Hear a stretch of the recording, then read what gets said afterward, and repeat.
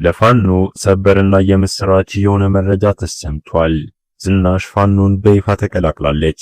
ከቤተ መንግስቱ እንደወጣችና ከጠቅላዩን ከአብይ አህመድ ጋር እንደተለያዩ በርካታ መረጃዎች በስፋት እያመላከቱ ይገኛሉ። ይሄ ነገርን እኛም በብዛት በሰፊው ከቤተ መንግስቱ የመረጃ ምንጮች አጣርተናል። ጉዳዩ በእጅጉኑ ከጠበቅነው በላይ ለፋኖ የምስራችን ይዞ ወጥቷል። ዝናሽ ታያቸው ስወጣ ምን አይነት ሚስጥሮችን ይዛ ወጣች? እንዴትስ ጠቅላዩ ሊለቃት ቻለ? በመሃላቸው ምን አይነትም ውዥንብር ነበር? እሷም እስካሁን ድረስ አማራም ሆና ህዝቧ እየተጨፈጨፈ እንዴት ከሱ ጋር ልቆይ ቻለች የሚለው በርካታ ጥያቄዎችም በዛሬው ቪዲዮ መልስ ያገኛሉ። አድማጮቼም አንጀት የሚያርስ መረጃ ይዛ ወጣለች። ዝናሽ ታያቸው ለፋኖ የሰጠችው መረጃ ፋኖ አሁን ላይ ወደ 4 ኪሎ ለሚያደርገው ጉዞ አንድ እርምጃ ወደፊት እንደሚያስደርገው መረጃዎች በስፋት ተሰራጭቷል። አድማጮቼ ለቻናሉ አዲስ ከሆናችሁ ሰብስክራይብ፣ ቪዲዮን ላይክ እና ሼር አድርጉ። ኮሜንት ላይ ድል ለፋኖ እያላችሁ አስፍሩን። ቀጥታ ወደ ያስኩላችሁ ዝርዝር መረጃ ጉዳዮች አለፍኩኝ። መልካም ቆይታ ይሁንላችሁ። ሁላችንም እንደምናውቀው ዝናሽ ታያቸው አማራ መሆኗ ይታወቃል። እንደዛም ሆኖ ግን ከጠቅላዩ ጋር ህዝቧ እየተጨፈጨፈ እስካሁን ድረስ ዝምታን መርጣ መቆየትን ችላለች። ታዲያ አሁን ላይ እስከዛሬ ያለው ዝምታ እንዴት ሊጠፋ ቻለ የሚለው ጥያቄም ተገቢውን የሆነ ቅጽበት እየተጠባበቀች እንደነበር ነው ለፋኖ በሰጠችው ቃል እየተናገረችው።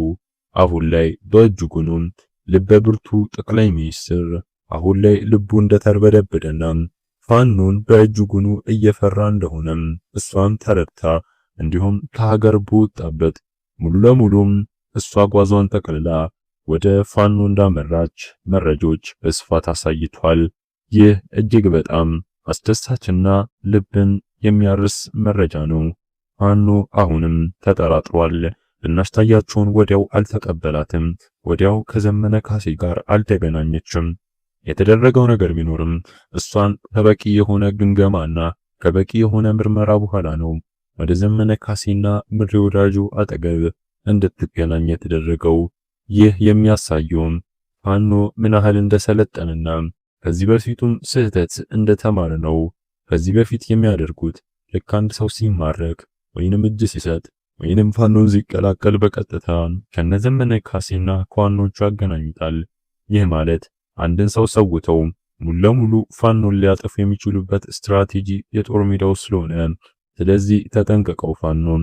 ይህን ነገር አሁን ላይ እያደረጉትና በብቃት እየተወጡት ይገኛሉ። ይህንን ሲሰሙ በርካቶችም በቃ ተስፋ አለም ማለት ነው። አሁን ላይ አጠገቡ ያለችው ጠቅላዩን ከከዳች መከላከያውና ሌሎች አመራሮች የማይከሉበት ምክንያት ምንም የለም በማለትም ሁሉም ጮቤ ረግጧል። ይህ አንድ እርምጃ ወደፊት የሚያስደርግ መረጃ ነው። ምክንያቱም ጠቅላዩ ምንም ነገር ሲያደርግ ዝናሽ ታያቸው ቁጭ ብላ መከታተሏና ስትራቴጂም ሲቀምር ማወቁ አይቀርም። ይህንን ሙሉ ደግሞ ዘቅዝቃ ለፋኖ ስለተናገረች አሁን ላይም እያንዳንዱ ለሚወስደው እርምጃው አሁን ወደፊት እንዲገሰግስ ያደርጓል። አድማጮቼ አብራችሁን ስለቆያችሁ ከልብ አመሰግናለሁ። ለቻናሉ አዲስ ከሆናችሁ ሰብስክራይብ፣ ቪዲዮን ላይክ እና ሼር አድርጉ።